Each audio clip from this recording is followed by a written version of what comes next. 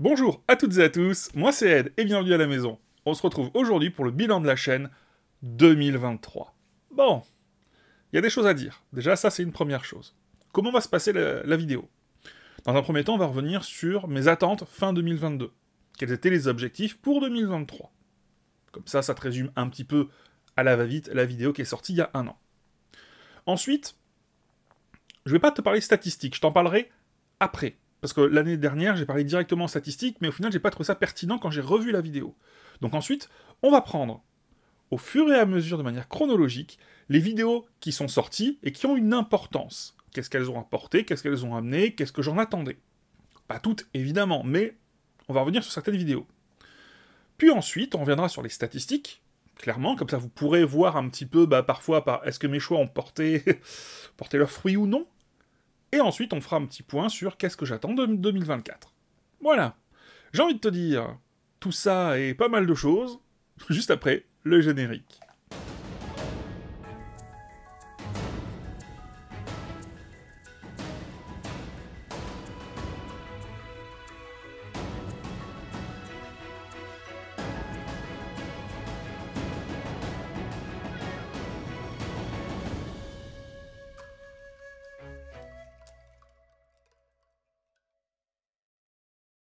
En route, je te préviens tout de suite, je ne sais pas combien de temps la vidéo va durer, moi j'ai tous mes points par lesquels je veux passer, et on verra ce que ça donnera. Donc, commençons.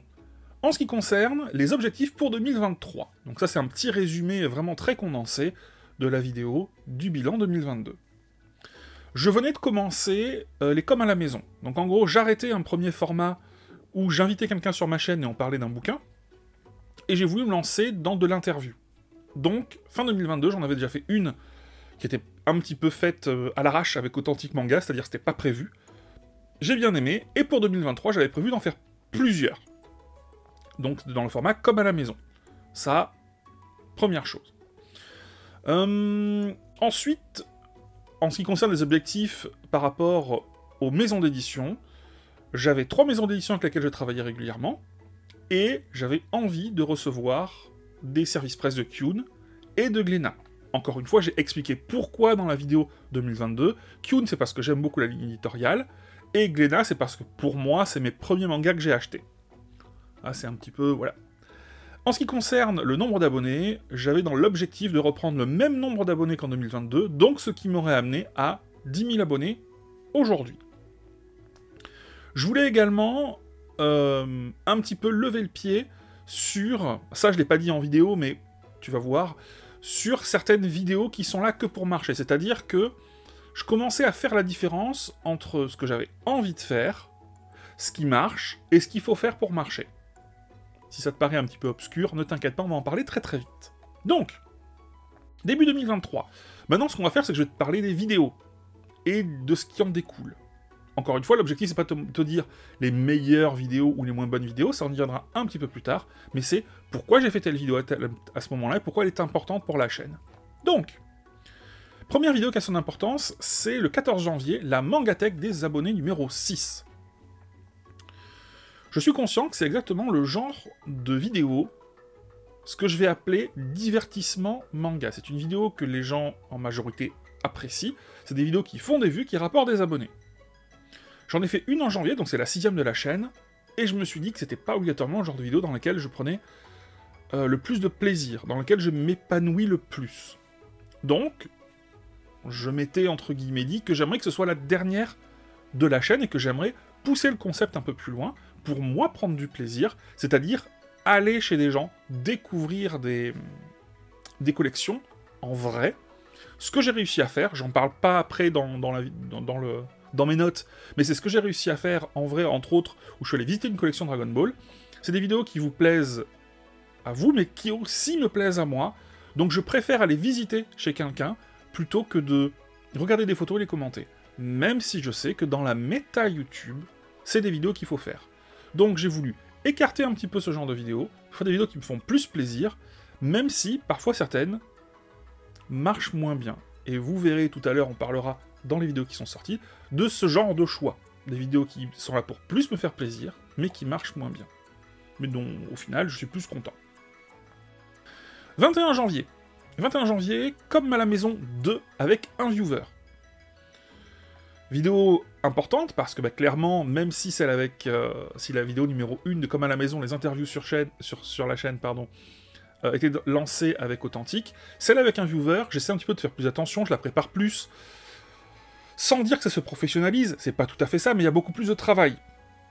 Déjà, un viewer est un influenceur sur YouTube et aussi sur TikTok, et je me suis mis dans l'optique vraiment d'avoir un petit peu ce côté pro, mais tout en étant comme à la maison, qui est le concept, pour arriver à avoir une bonne discussion intéressante avec des réponses franches, sincères, et surtout, encore une fois, même si le format est long, parce que ça au final c'est pour moi, qui reste toujours intéressant à suivre. Pour moi, c'est vraiment ce qui a lancé. Là, voilà, je savais que cette année-là, je voulais faire des interviews, et c'était lancé officiellement. C'est ce qu'on dit, hein, au ballon. À partir de 2, c'est le début d'une série. 18 février. Alors, je sors une vidéo qui s'appelle « Du manga au jeu de rôle ». C'est la première vidéo sur la chaîne où j'intègre le jeu de rôle, qui est ma première passion. C'est une vidéo qui a fait 1700 vues, elle n'a pas fait énormément de vues, mais j'en suis très content. Parce qu'à l'intérieur, dans cette vidéo, j'invite un ami, MJ Feldo, on discute ensemble du manga et surtout du jeu de rôle, et ça permet aussi de vous le présenter, parce que je sais que j'ai prévu un autre projet un peu plus tard, dans l'année, en rapport avec le jeu de rôle, sur la chaîne. Donc, c'est ce genre de vidéo dont je parlais tout à l'heure, où au final, je me fais plaisir, parce que je fais une vidéo avec un ami sur un thème que j'apprécie, une vidéo qui, clairement, si ça avait été une Mangatech des abonnés, aurait fait 4 fois plus de vues. Mais je suis très content de ne pas d'avoir fait ce choix-là, et de ne pas avoir dévié de ma ligne directrice. Le 5 mars, alors là, on peut plus prendre de temps, on a un vlog à Japan Sud. Alors, je vais pas parler de la vidéo en elle-même, même s'il y a un élément important, je vais parler de tout ce que ça a généré. Donc au final, première fois que je suis invité en convention. C'est étonnant, c'est particulier, parce que tu t'attends pas, toi, bonhomme dans ta chambre, qui parle à un micro devant la caméra avec plein de lumière dans tous les sens, à te dire, bah oui, je vais aller en convention, je vais être invité, il va avoir un intérêt, les gens vont venir me rencontrer sur un stand de dédicace, il y a eu pas mal de monde, je trouve, j'ai pris beaucoup de plaisir à vous rencontrer, alors attention, c'est pas pour le côté... comment est-ce que je pourrais dire?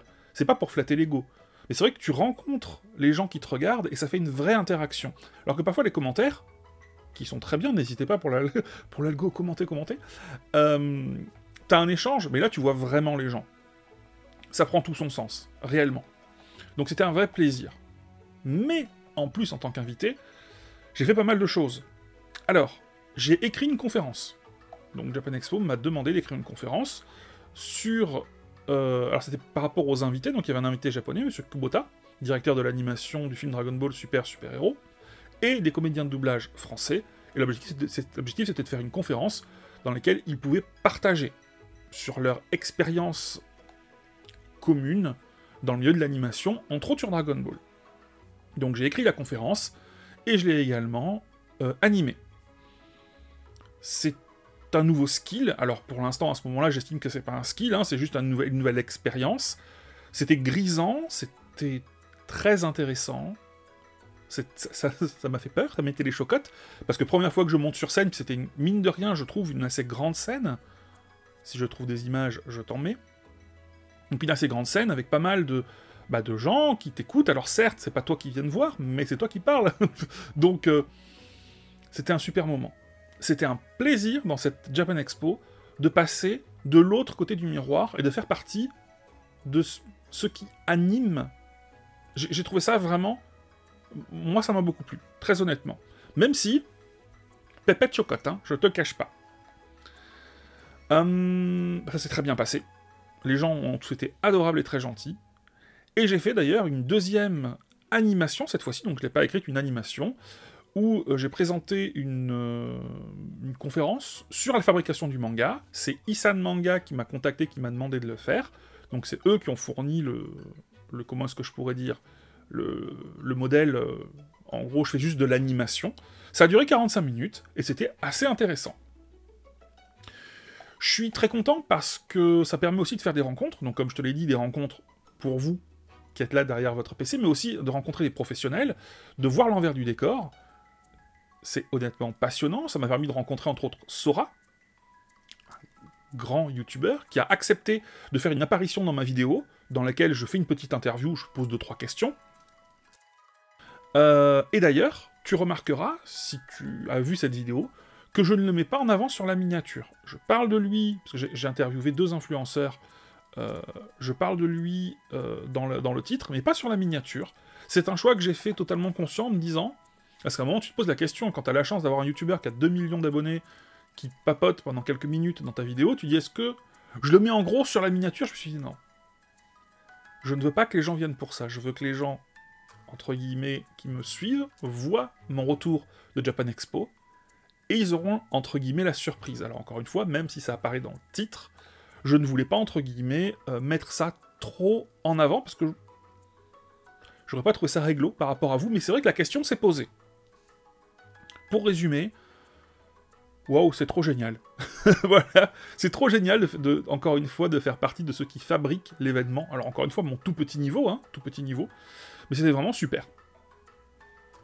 Le 8 avril, il y a une vidéo qui sort pour la FAQ des 2 ans. 15 youtubeurs me questionnent. Alors, c'est les 2 ans de la chaîne.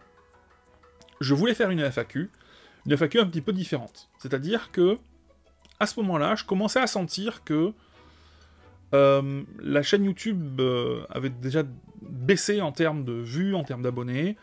Je commençais à me dire, ah, est-ce que j'arrive pas à un moment à un petit plafond de verre? Ça commençait à être difficile aussi de tenir le rythme d'une vidéo par semaine, parce que, avec tout ce qui se rajoute, et on a pu le voir juste avant, avec, par exemple, les conventions, c'est-à-dire écrire des conférences, préparer aussi tout ce qui se fait avec les maisons d'édition, puisqu'à ce moment-là, comme je te l'ai dit, je travaille avec 3 maisons d'édition. Ça veut dire des mails réguliers, tu leur demandes des choses, des fois ils veulent pas, voilà. Donc ça prend du temps, et tu te dis au final, t'as moins de temps pour faire les vidéos, que t'as aussi ta vie à toi. Donc je me suis dit, est-ce que j'arriverai aux 3 ans de la chaîne? À ce moment-là, j'ai eu un doute. Donc je me suis dit, je vais faire un anniversaire, je vais sortir un gros gâteau, je vais inviter tout le monde. Alors, évidemment, dans cette vidéo, il n'apparaît pas tous les acteurs du manga game. Alors, ce que j'appelle le manga game, hein, c'est nous à notre petit niveau, évidemment. À ce moment-là, je ne me pose pas la question d'inviter des gens qui ont 100 000 abonnés. C'est un instantané pour moi, de ce moment-là, des gens avec qui je parle énormément, des gens avec qui je parle très très peu, ou pas, mais qui pour moi représentent quelque chose dans le manga. Encore une fois, il n'y a pas obligatoirement tout le monde. Alors c'est ou parce que les gens, on va appeler un chat, hein, j'ai pas très envie de les avoir sur la chaîne, tout simplement, parce que je respecte leur travail, mais j'estime ne pas suffisamment regarder leur travail pour que ce soit pertinent de les inviter. D'autres personnes, peut-être que tout simplement, n'ont pas envie, voilà. Encore une fois, si vous vous dites, vous, derrière la vidéo, ah, mais lui, c'est un youtubeur que j'apprécie, tu l'as pas invité, ça veut pas dire que je l'apprécie pas obligatoirement. Ça veut dire qu'à ce moment-là, je pensais pas que c'était, entre guillemets, pertinent de l'inviter. Hein, voilà, on peut pas inviter tout le monde non plus. Il y a quand même 15 personnes quand même, c'est déjà pas mal. Et tous ceux à qui j'ai demandé ont répondu par l'affirmative, ça me fait très plaisir. Donc vidéo pour moi qui est importante parce que je me suis dit, si j'arrête YouTube, au moins j'aurai cet instantané-là, où, même si parfois c'est difficile, on a tous un petit peu ce côté où on est tous dans la même galère, et puis c'était cool, je trouve, d'être un petit peu questionné par des gens que je commence à avoir sur la chaîne, alors que d'habitude c'est moi qui pose les questions, bah là faire l'inverse, voilà. Une vidéo que j'ai beaucoup aimée, que je regarderai sûrement encore dans quelques années, avec beaucoup de nostalgie et de plaisir. 1er juillet, achat manga. Dans cet achat manga, il y a pour la première fois la présence de Panini Manga. Alors, je mets un bouton pause. Encore une fois, je fais la différence. Donc là, on va parler des maisons d'édition. Il y a une différence entre les maisons d'édition qui m'envoient de temps en temps des bouquins et les maisons d'édition avec qui on se dit on va travailler ensemble, que ce soit pour 1 an ou jusqu'à ce que l'une des deux parties souhaite s'arrêter. Donc là, à ce moment-là, je suis très content parce que Panini rejoint les 3 premiers éditeurs qui travaillent avec moi tous les mois. Et c'est Panini Manga, quoi. j'ai envie de te dire, c'est eux qui éditent Toto. Si tu connais la chaîne, tu sais mon affection pour Toto, donc très content. C'est eux qui m'ont contacté de surcroît, donc c'est encore plus un plaisir et un honneur. Tu te dis, ah oui, mon travail dans mon coin commence à se voir, et ça fait... Là, ça fait plaisir à l'ego. Allez, là, on peut le dire. Donc Panini Manga, le 1er juillet, intègre officiellement et devient le 4e éditeur avec qui je travaille. Quand je dis je travaille, c'est-à-dire qu'il m'envoie des services presse. Donc ils rejoignent Vega Dupuis, qui ont été les premiers, Meian et Mangetsu. Donc hop, on passe au 4e à Panini.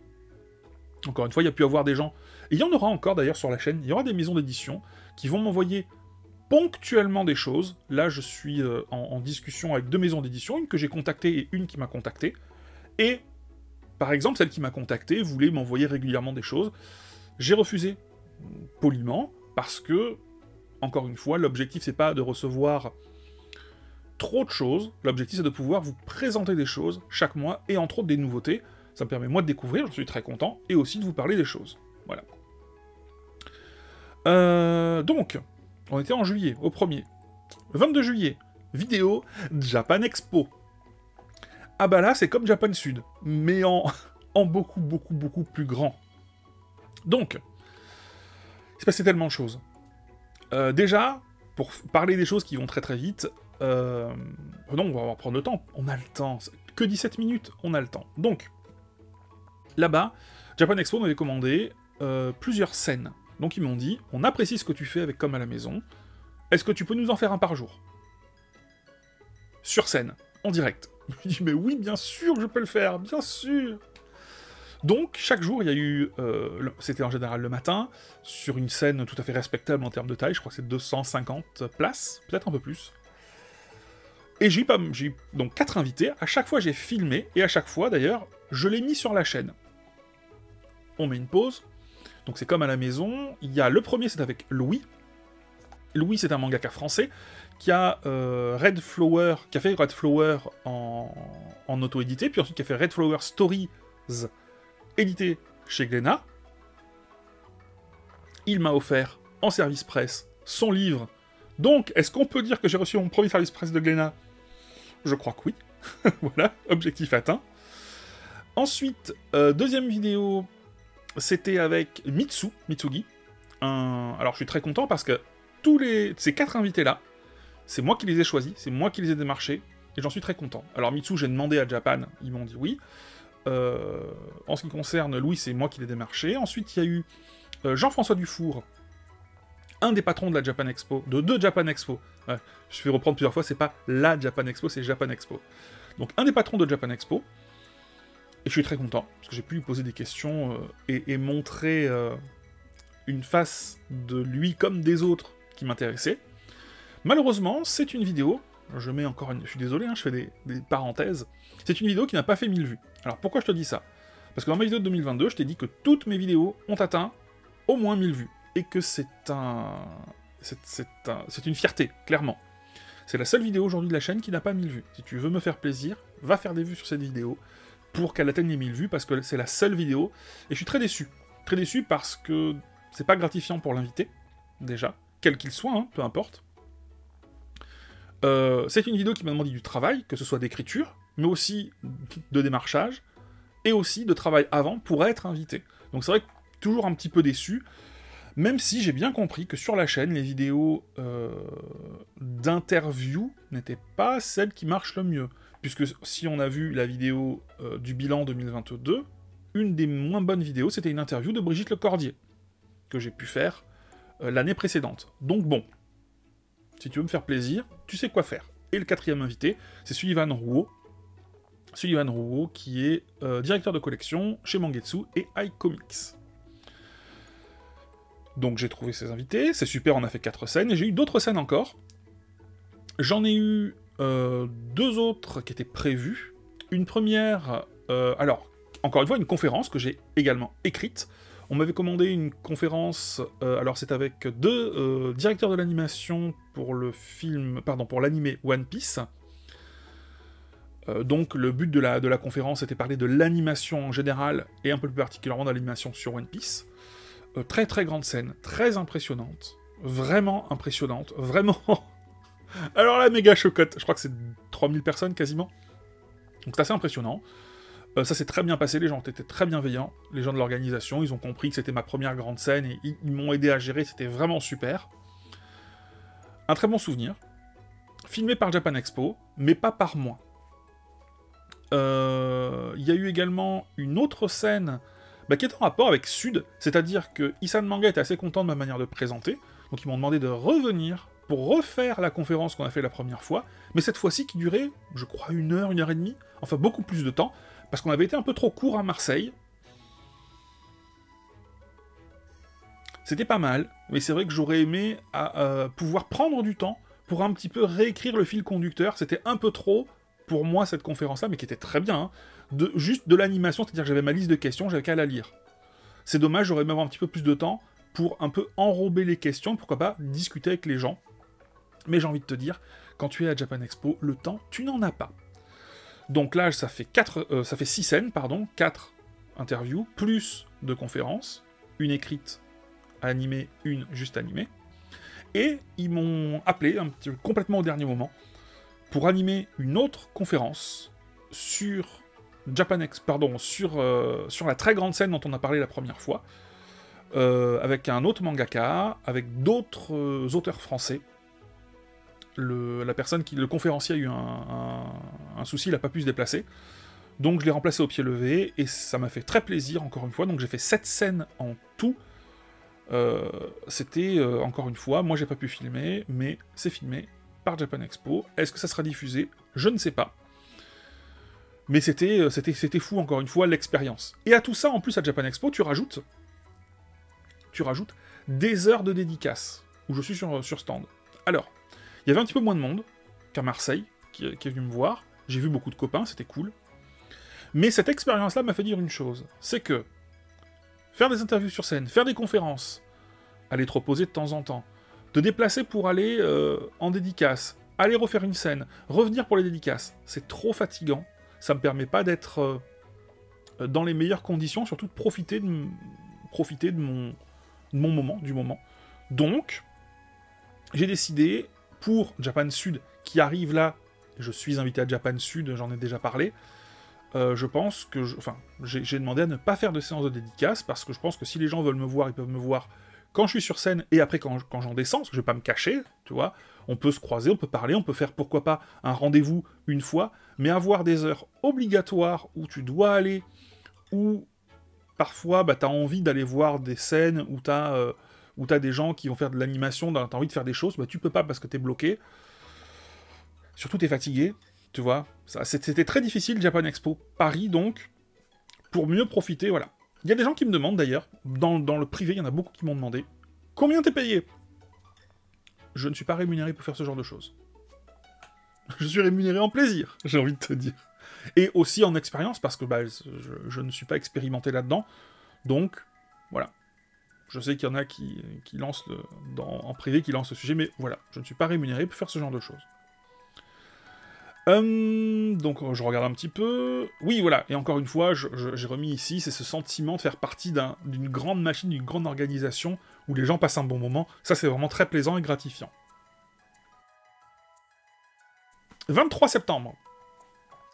Une vidéo, on fait du JDR. Alors une vidéo qui n'a pas marché du tout, qui fait 1212 vues aujourd'hui. Une vidéo où je réinvite MJ Feldo, et où j'invite 4 copains youtubeurs manga à faire une partie de jeu de rôle. Donc, une partie de jeu de rôle sur internet, ce que je n'aime pas du tout, mais ça permet déjà de montrer une partie de jeu de rôle aux gens qui ne connaissent pas, ça permet de passer un bon moment avec les copains, ça permet de montrer un petit peu, moi, mon autre passion, et on en revient à... Je savais que cette vidéo ne marcherait pas, on a tourné 3 heures en live sur Twitch, j'ai essayé de condenser, je crois, à peu près en 1 heure et demie, si je dis pas de bêtises, je sais plus en fait en combien de temps j'ai condensé. Je savais que ça flopperait, parce que sur la chaîne, il n'y a pas du tout le public pour ça. Mais encore une fois, on en revient au début, je fais ça pour me faire kiffer. Et je suis très content d'avoir fait ça. Et d'avoir fait une vidéo avec un ami. Alors que j'aurais pu faire une Mangatech des abonnés numéro 47, un top je sais pas quoi, voilà. 28 octobre. Vidéo annonce importante. Alors 28 octobre, ça commençait à me peser de préparer des conférences, encore une fois, j'étais en négociation avec un nouvel éditeur. Il y a beaucoup de travail qui commence à se faire hors vidéo. Le fait d'avoir des vidéos qui marchent pas, tu te dis, mais pourquoi est-ce que des fois je fais des nuits blanches le vendredi? Pourquoi est-ce que je travaille autant pour arriver à avoir ce rythme d'une vidéo par semaine? Je sacrifie des heures de sommeil, je sacrifie du temps avec ma femme, je sacrifie mon autre passion. Et au final, t'as pas de résultat. Tu te dis, mais en fait, je l'aurais pas fait, ça aurait été la même chose. Et deux, tu te dis, pourquoi est-ce que je le fais? Je me suis dit, je joue un peu youtubeur, c'est pas obligatoirement... Juste kiff. T'es déjà un petit peu sur le tour du kiff, donc kiff. Donc je me suis dit, peu importe ce qui arrivera, je vais faire ce que j'ai envie. Ce que j'ai envie aujourd'hui, c'est de prendre un peu plus de temps pour autre chose. Là, par exemple, avant de tourner cette vidéo, j'ai pu recommencer à jouer à Cyberpunk Phantom Liberty, là, Liberty City, t'as compris, le nouveau, quoi. Ah bah c'est cool, parce que sinon, en vrai, j'aurais peut-être pas eu le temps, tu vois. Donc ça pour dire que je peux un petit peu arrêter de travailler en permanence, parce que j'ai un boulot aussi, en vrai. Donc je peux arrêter, dès que je rentre, de devoir écrire, de devoir lire des bouquins, etc. Je peux lire à mon rythme, je peux lire plus aussi, et donc je prends plus de plaisir aussi dans le milieu du manga. Parce que sortir une vidéo par semaine, quand t'as des choses qui commencent à se greffer en plus de ton travail, c'est pas facile. Donc, j'ai fait le choix de passer à 2 vidéos par mois, sauf ce mois de décembre là où je vais pouvoir en sortir une de plus parce que j'ai un peu plus de temps. Mais voilà, ça m'a fait du bien, en vérité, ça m'a permis un petit peu de me recentrer sur moi-même, ça m'a fait du bien, et je ne vais pas repasser à une vidéo par semaine, parce qu'au final, soyons clairs, ça ne m'apporte rien. Pas de plaisir, que des contraintes, et au final, je suis plus heureux dans ce mode-là. Même si je suis tout à fait conscient que c'est pas une bonne chose pour la chaîne, du tout. Voilà, si je voulais faire progresser la chaîne, il faudrait que je me remette à faire une vidéo par semaine, et surtout que je fasse un peu moins de vidéos pour me faire plaisir, un peu plus de vidéos pour marcher. 4 novembre, dernière vidéo dont on va parler, c'est la vidéo achat manga, et c'est la première dans laquelle Kiyun apparaît. Je suis très content, parce que c'était un objectif, parce que Kiyun, j'aime beaucoup leur catalogue, je suis client chez eux, et waouh, c'était trop cool, parce que déjà j'ai reçu un kit presse, alors j'allais dire un premier kit presse, premier de chez eux, ils font des très beaux kits presse à Kanebanashi, j'ai déjà reçu d'autres kits presse de chez Mangetsu, mais c'est un goal, c'est un objectif, tu te dis, moi les kits presse, j'ai toujours dit que j'en étais friand, donc c'est vraiment cool, puis en plus j'ai aimé la série, parce que je t'avoue qu'il y a d'autres séries où j'aurais pu avoir des kits presse chez des éditeurs avec lesquels je travaille déjà. Finalement, ça s'est pas fait, c'est tant mieux, parce que j'ai lu la série après, elle était pas top top.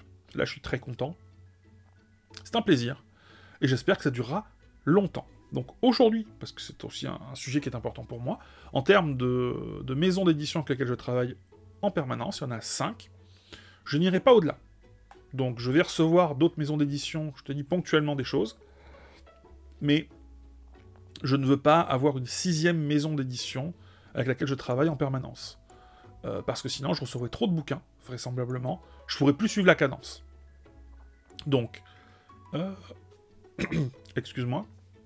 Donc si par exemple, une 6e maison d'édition qui m'intéresse vient vers moi, ou si je vais vers elle, je vais peut-être ou lui demander que ce soit ponctuel, ou si je veux être amené à recevoir beaucoup de choses de leur catalogue, j'aimerais, hein, dans ce cas-là, peut-être que je verrai à recevoir un petit peu moins d'une maison d'édition avec laquelle je travaille aujourd'hui. Voilà. Faudra faire des choix, mais je n'oublie pas que recevoir trop de choses, j'ai pas envie, même si je sais que certains s'en plaignent, parfois en disant oui, tu fais des achats manga, tu montres la moitié ou un tiers des réceptions en service presse.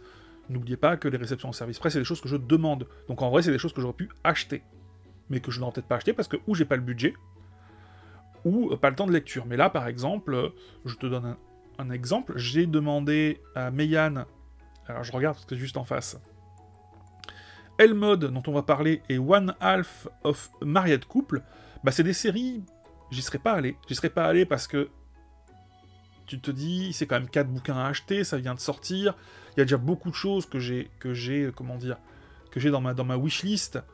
Tu te dis, ah c'est dommage, j'aurais aimé tester. Bah là, parce que je peux recevoir des services presse, je les demande, je les lis, et je vous fais un retour. Je suis content, j'ai eu des bouquins qui m'intéressaient, d'une manière ou d'une autre, je peux vous en parler.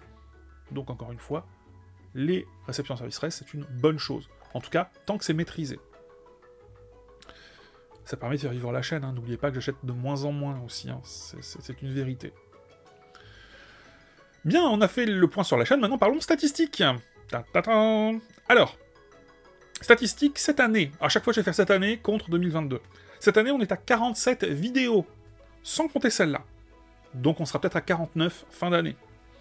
En 2023, il y avait 54 vidéos. En termes de vues, en 2023, j'ai fait à peu près 204... Alors, j'arrondis à chaque fois. Hein, 289 000 vues. En 2022, il y en avait 310 000. Donc on voit, il y a un petit peu moins de vidéos. Il y a un peu moins de vues. Donc 21 000 vues en moins. Et en tout, j'arrive à peu près à 700 000 vues sur la chaîne. Donc si tout se passe à peu près de la même manière, on arrivera au million de vues l'année prochaine. Si je fais encore une fois jusqu'à la fin de l'année. En ce qui concerne les abonnés, alors là c'est là que le bas blesse. Les abonnés, les 9 premiers mois de la chaîne, je fais 2000 abonnés. C'est en 2021. Ensuite, en 2022, je fais 4000 abonnés. Donc je passe à 6000. Je m'étais dit que cette année j'allais faire encore 4000.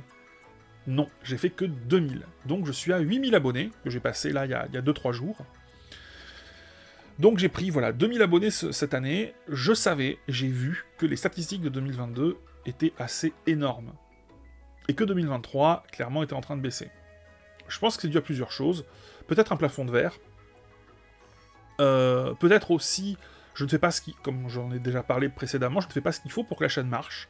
Il faudrait que je cherche à séduire un peu plus les gens qui sont plus en masse, plus nombreux sur YouTube, la plus grande part de ceux qui consomment. Mais encore une fois, ça m'intéresse pas. Je pars du principe que pour ce que je suis en train de faire aujourd'hui, c'est-à-dire m'orienter tout doucement vers des conférences, vers des interviews, bah, j'ai pas besoin, en vérité, d'aller faire ça.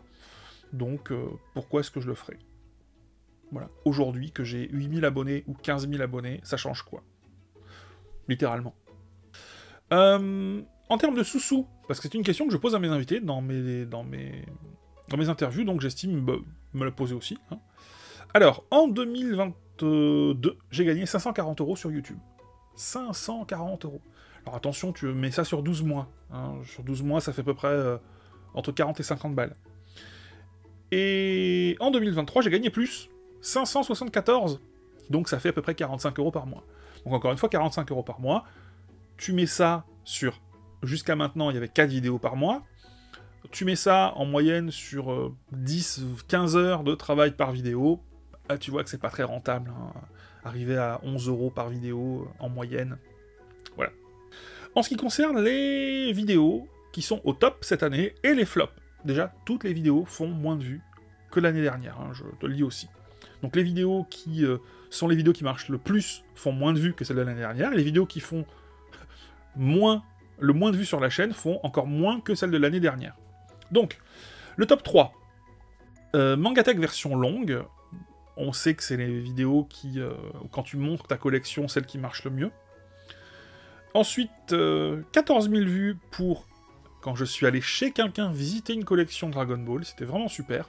D'ailleurs, peut-être qu'en janvier, j'irai filmer une nouvelle Mangatech que j'ai déjà visitée et qui est magnifique. J'espère vraiment pouvoir le filmer, ça devrait se faire, et donc la vidéo arrivera peut-être fin janvier ou février, mais vous allez voir que c'est une vidéo, c'est une collection au top. J'espère vraiment vous la montrer, et déjà la revoir. Et la troisième vidéo la plus vue de la chaîne, en 2023, sur les vidéos sorties de 2023, c'est une vidéo que j'ai faite sur la découverte de Dragon Ball Kakumei. Je pense que j'ai tout simplement eu la chance de faire une vidéo à un moment où Dragon Ball Kakumei n'avait pas particulièrement trop d'actualité, mais ils en ont eu à nouveau dans l'année.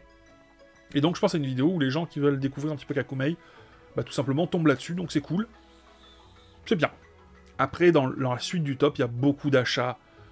Voilà, on sait très bien que les achats, c'est ce qui marche le mieux sur la chaîne. En ce qui concerne les 3 moins bonnes vidéos, alors...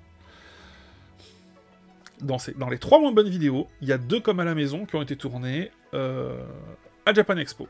Encore une fois, je suis conscient que c'est pas le public majoritaire sur la chaîne, mais ça me fait plaisir, donc je regrette absolument pas, et ça continuera, si ça peut continuer, en 2024. Donc, 1300 vues comme à la maison 7 avec Sullivan en haut, 1200 vues, on fait du JDR, la fameuse qui m'a pris énormément de temps, mais que j'ai adoré faire en vérité. Voilà, je ne referai pas de partie de jeu de rôle sur la chaîne, mais s'il y a des gens qui m'invitent pour faire une partie de jeu de rôle qui soit filmée pour leur chaîne, je le ferai avec très grand plaisir.